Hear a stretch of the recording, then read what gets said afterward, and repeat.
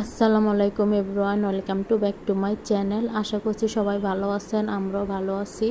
আমি এখন থেকে ভিডিওটা শুরু করছি আমার নতুন আরেকটা ভিডিওতে। সবাইকে স্বাগতম। এখন বাজে সকাল 9:30। আমি একটি ইমার্জেন্সি কাজের জন্য বাহিরে যাব, তার জন্য আমার আম্মাকে বলছিলাম, রেডি হয়ে নিয়েছি আমি। আমার আম্মাকে বলছিলাম যাতে দরজাটা লাগিয়ে দেয়, তার জন্য।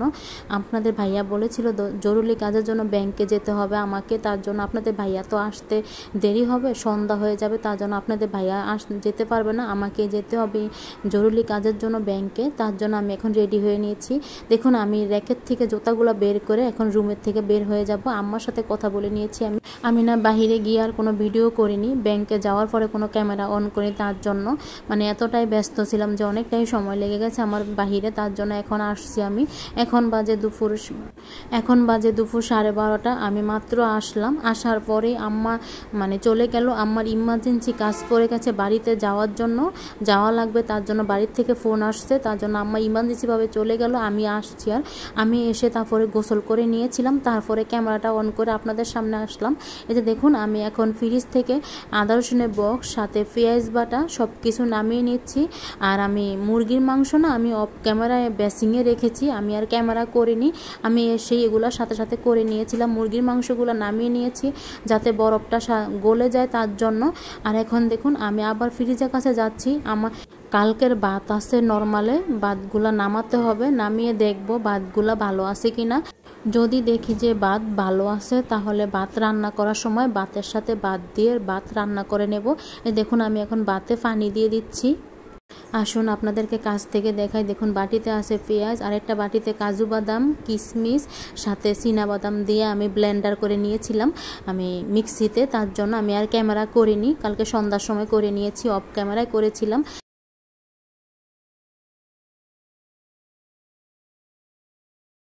আর দেখুন, আমি এখন রান্নাঘরে নিয়ে আদা রসুনের বক্স সাথে বাদাম বাটার বাটি সব কিছু নিয়ে রাখছিলাম, আর সাথে রান্নাঘরের জানলাগুলো খুলে দিচ্ছিলাম, কারণ অন্ধকার দেখা যাচ্ছে তো, তার জন্য। আর সকালবেলা চা বানিয়েছিলাম, তো একটু অগোছালো আছে, তার জন্য আমি তাড়াহুড়ো করে বের হয়ে গিয়েছিলাম তো বাহিরে। আমি তো আগেই বলেছি মুরগির মাংস ধুয়ে রেখেছি হাঁড়িতে, যাতে পানিটা ঝরে যায়। দেখুন, আমি মুরগির মাংস নিয়েছি, এগুলো পাকিস্তানি মুরগি, 4 পিস নিয়েছি আমি, রোস্টের পিস, তার জন্য এখন লবণ দিয়ে দেবো, সাথে মরিচের গুঁড়া দিয়ে আমি এখন কিছুক্ষণ ম্যারিনেট করে রেখে দেবো 10-15 মিনিট, তারপরে আমি এগুলো ভেজে নেব। দেখুন, আমি এখন ভালো করে মেখে নিচ্ছি লবণ আর মরিচ। আমি কিন্তু হলুদের গুঁড়ো আমি দেবো না, তার জন্য।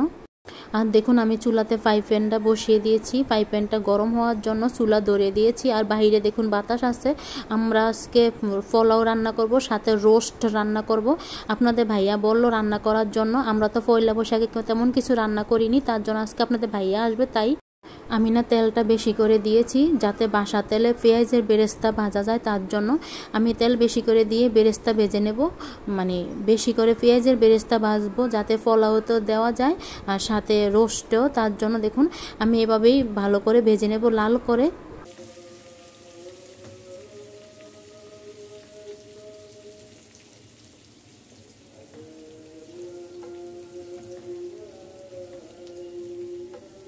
এই যে দেখুন, আমার পেঁয়াজের বেরেস্তাটা হালকা কালার হয়ে আসছে, দেখুন বাদামি কালার হয়ে গেছে। আমি এই পর্যায়ে চুলাটা অফ করে দেব। অফ করে দিয়ে আমি এখন পেঁয়াজের বেরেস্তাটা সেকে নামিয়ে নেব, যাতে যাতে পেঁয়াজের বেরেস্তা না থেকে যায় তেলেতে, তাহলে পোড়া গিয়ে মানে তিতা হয়ে যাবে পেঁয়াজের বেরেস্তাটা, তার জন্য দেখুন আমি ভালো করে সেকে নিয়েছি তেলেতে। আর একটুকু পেঁয়াজের বেরেস্তা নেই, তার জন্য।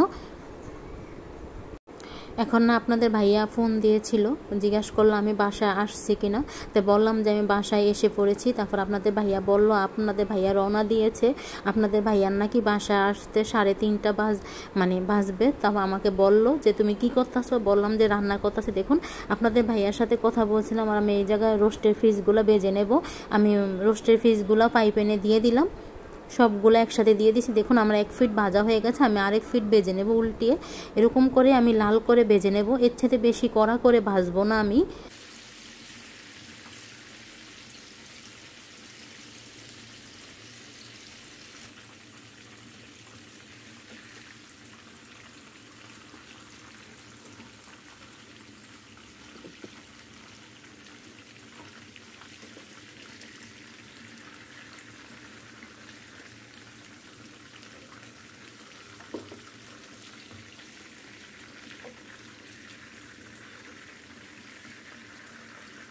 রোস্টের পিসগুলো ভাজা হয়ে গেছে, এখন আমি উঠিয়ে নিয়েছি। দেখুন আমি ফ্রাই প্যানে পেঁয়াজ দিয়ে দিয়েছি অফ ক্যামেরায়। আমি কিন্তু তেল কমিয়ে নিয়েছি, আমি বাকি তেলটা আমি রেখে দিয়েছি, পরে মুরগির মাংস বিরিয়ানিতে রান্না করে দেওয়া যাবে, রান্না করে খাওয়া যাবে, তার জন্য ওই তেলটা দিয়ে। দেখুন এখন পেঁয়াজটা হালকা ভাজা হয়ে গেছে, এই পর্যায়ে আমি পেঁয়াজ বাটা দিয়ে দিলাম। পেঁয়াজ বাটা দিয়ে এখন আমি কিছুক্ষণ নেড়ে চেড়ে ভেজে নেব যতক্ষণ পেঁয়াজের কাঁচা গ্যাসটা না চলে যায়। দেখুন পেঁয়াজটা অনেকক্ষণ ভেজে নিয়েছি, কাঁচা গ্যাসটা চলে গেছে। এই পর্যায়ে আমি 1 চামচ আদা রসুন বাটা দেবো। আমার তো আদা রসুন একসাথে মিক্সার করে আমি ব্লেন্ডার করি, তার জন্য একসাথে রাখা আছে। এই দেখুন আমি 1 চামচ আদা রসুন বাটা দিলাম। এই পর্যায়ে আমি আদা রসুনটা ভালো করে মিশিয়ে নেব, আবারও কিছুক্ষণ আমি নেড়ে চেড়ে ভেজে নেব। এই পর্যায়ে না রান্নাটা করবেন একবারে ধৈর্য ধরে রান্নাটা করবেন, যাতে মশলাটা কষানোর সময় যাতে ফোড়া লেগে না যায়।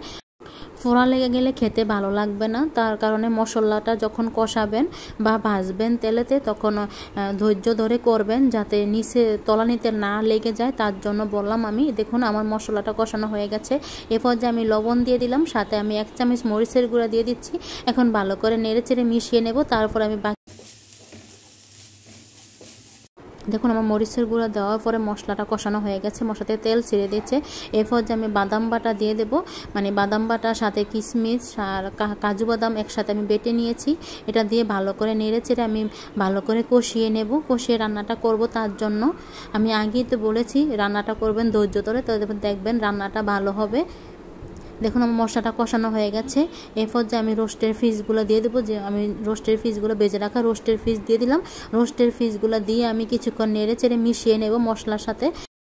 আমি প্রথমে বলতে ভুলে গিয়েছিলাম, আমি গরম মশলা দিয়েছি পেঁয়াজ ভাজার সময়, তেজপাতা, দারুচিনি, এলাচ, আমি এগুলো গরম মশলা দিয়েছিলাম, আমি বলতে ভুলে গিয়েছিলাম, তার জন্য এখন বলে দিলাম। অবশ্য আপনারা দেখলেই বুঝতে পারবেন যে আমি গরম মশলা দিয়েছি। দেখুন আমার এখন অফ ক্যামেরায় পানি দিয়েছিলাম, যে বাটিতে বাদাম বাটা ছিল ওই বাটিতেই পানি দিয়েছিলাম, আমি অফ ক্যামেরায় দিয়েছি, তার জন্য ক্যামেরা করতে মনে ছিল না, তার জন্য এখন ক্যামেরার সামনেও পানি দিলাম। দেখুন এই পর্যায়ে আমি কিছুক্ষণ নেড়ে চেড়ে মিশিয়ে ঢাকনা দিয়ে দেবো। তবে আমি কিন্তু রোস্টেতে কোনো জিরা বা ধনিয়ার গুঁড়ি দেইনি বা হলুদও দেইনি, হলুদ তো দেয় না রোস্টে, জানি, এরা সবাই জানে, তারপর বলে দিলাম আমি ধনিয়ার গুঁড়ি বা জিরার গুঁড়ি দিইনি। দেখুন এই পর্যায়ে মিশানো হয়ে গেছে। এই পর্যায়ে ভেজে রাখা বেরেস্তা আমি গুঁড়ো করে দিয়ে দিচ্ছি, আর বাকি কিছুটা রেখে দিলাম আমি পোলাওর জন্য, পোলাওতে দেব আমি, তার জন্য। দেখুন এখন ভালো করে নেড়ে চেড়ে মিশিয়ে আমি ঢাকনা দিয়ে রেখে দেব। বেরেস্তা দিয়েছি আমি গুঁড়ো করে।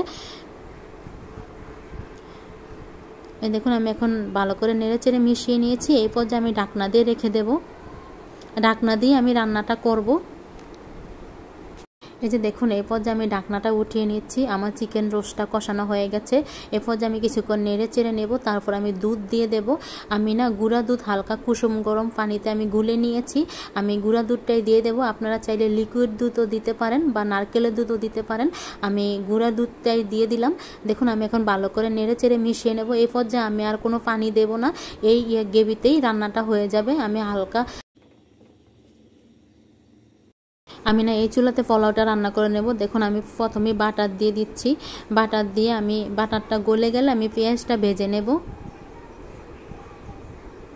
এই দেখুন আমার এখন বাটারটা দেওয়া হয়ে গেছে, এখন পেঁয়াজটা ভাজা হয়ে গেছে। দেখুন আমি এই পর্যায়ে পোলাও চালটা দিয়ে দিচ্ছি, ধুয়ে রাখা পোলাও চাল। এখন ধুয়ে রাখা পোলাও চালটা দিয়ে কিছুক্ষণ নেড়ে চেড়ে নেব, তারপর আমি লবণ দিয়ে দেব। দেখুন আমি এই পর্যায়ে এখন লবণ দিয়ে দেব।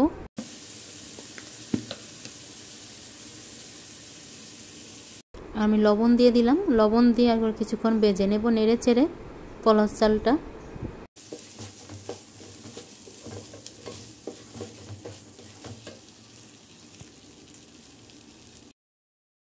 এরপর যেন আমি 1 চামচ আদা রসুন বাটা দেবো, আদা রসুন বাটা দিয়ে আমি কিছুক্ষণ ভেজে নেব, যাতে আদা রসুনের কাঁচা গ্যাসটা চলে যায়, ভালো করে ভাজতে হবে। এই পর্যায়ে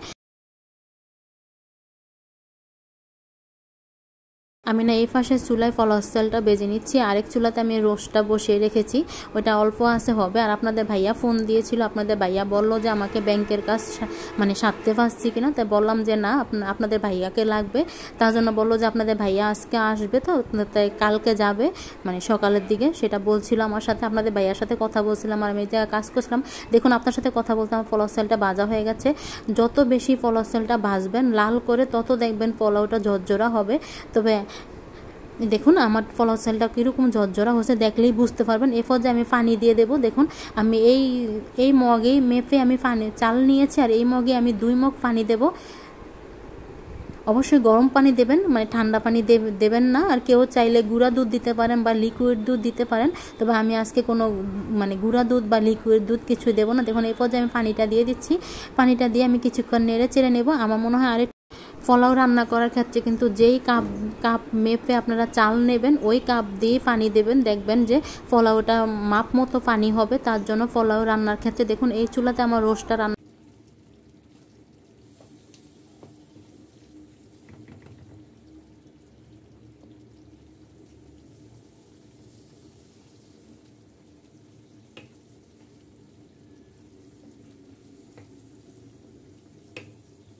আমার না এখন রোস্ট রান্না করা হয়ে গেছে। এ পর্যায়ে আমি বাটার দিয়ে দেবো। দেখুন আমি বেশি করে বাটার দিয়ে দিচ্ছি। আপনারা চাইলে ঘি দিতে পারেন, তবে আপনাদের ভাইয়া ঘি খাবে না, তার জন্য বাটার দিয়ে দিচ্ছি আমি মাঝখানে। দেখুন বাটারটা আপনাদের ভাইয়ার কাছে নাকি বাটারটা দিলে খেতে ভালো লাগে। দেখুন আমি এই পর্যায়ে নামিয়ে নিয়েছি বলেতে।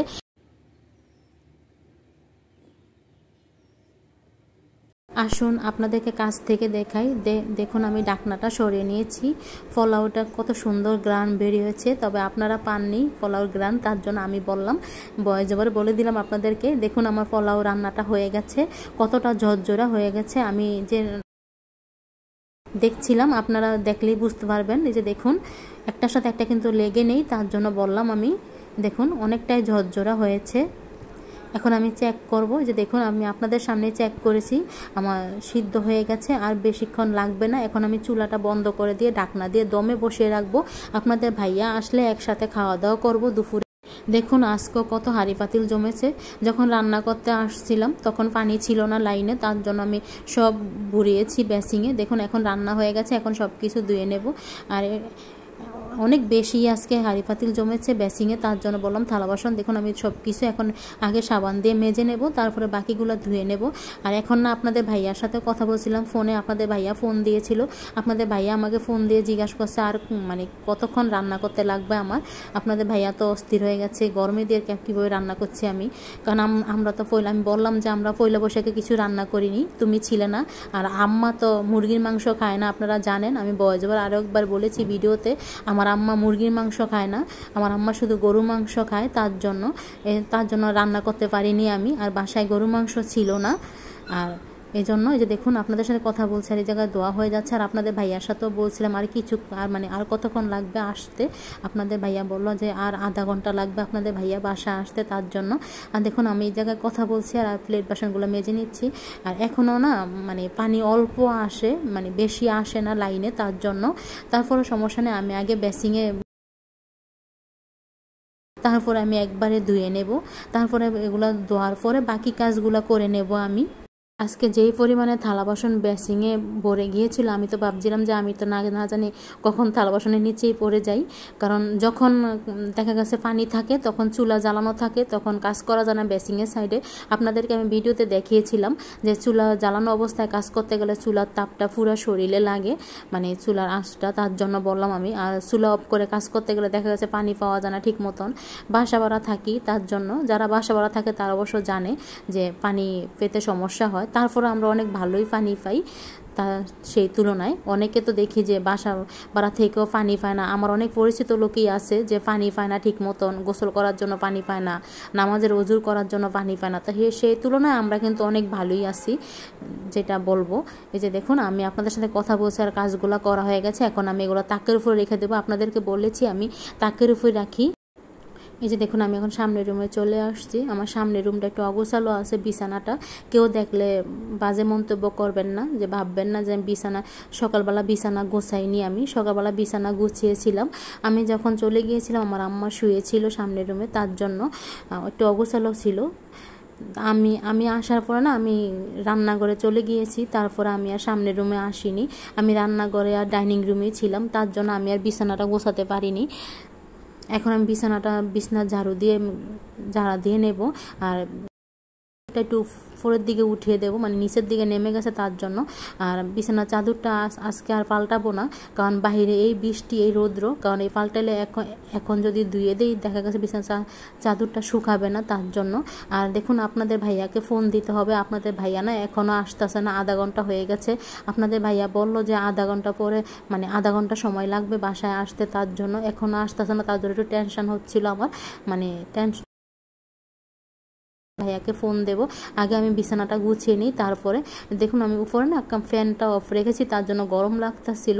আর জানলার সাইডে যে বারান্দার যে জানলাটা আছে ওইটার সাথে একটা ফ্যান আছে, ওইটার বলে সৌরবিদ্যুৎ বা সোলার, ওইটার ফ্যান, তার জন্য ওইটা চালানো ছিল। উপরের ফ্যানটা অফ করা আছে, আর উপরের ফ্যানটা ছাড়লেই কি ওইটার বাতাস তো লাগেই না, গরমকালে মনে হয় যে ওইটা মানে গায়ে কোনো বাতাস লাগে না, এটা স্পিড নেই, তার জন্য যখন বৃষ্টি হয় তখন এটা এত স্পিড, যখন ফ্যান মানে কমানো থাকে বা লো ভলিউমে থাকে তখনও লাগে যেন মানে এত শীত, মানে পুরো আপনাকে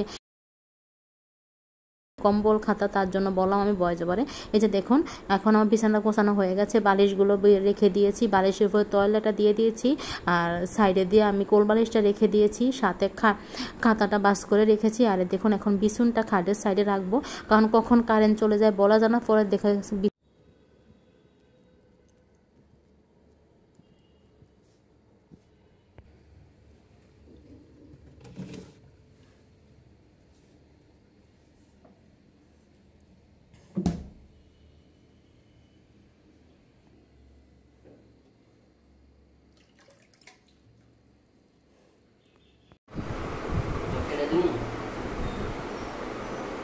ঠিক আছে।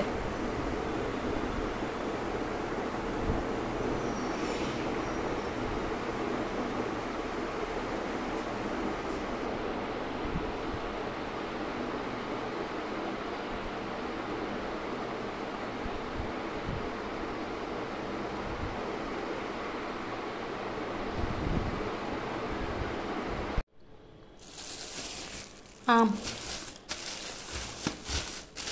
আপনাদের ভাইয়া আজকে আম আনছে আসার সময়, আমি তখন ডালতে পারিনি কাজের কারণে। যে দেখুন বছরের প্রথম এবারের, দেখতে দেখা লাল আছে কিন্তু মিষ্টি হবে কিনা বলতে পারতেছি না, এখনও কাটিনি। আপনাদের ভাইয়া বাইরে গেছে, আপনাদের ভাইয়া আসুক বাসায়, তারপরে একসাথে মানে কাটবো। আচ্ছা দেখুন এই জায়গায় আনছে কি, এগুলো দেখে নিই আগে ঢালি প্যাকেট থেকে, তারপরে বলতে পারবো। এই যে আতা বলে বা আতা ফল বলে, আর সাথে মনে হয় এগুলাকে আমলকি বা এগুলো সম্ভবত এইটাই বলে, আমি এটার নামটা সেও জানা নেই। এই যে দেখুন আম আর এই যে আতা আর সাথে আমলকি আপনাদের ভাইয়া আনছে আসার সময়। আপনাদের ভাইয়া খাওয়া দাওয়া করার পরে বিকালের দিকে একটু বাইরে গিয়েছে,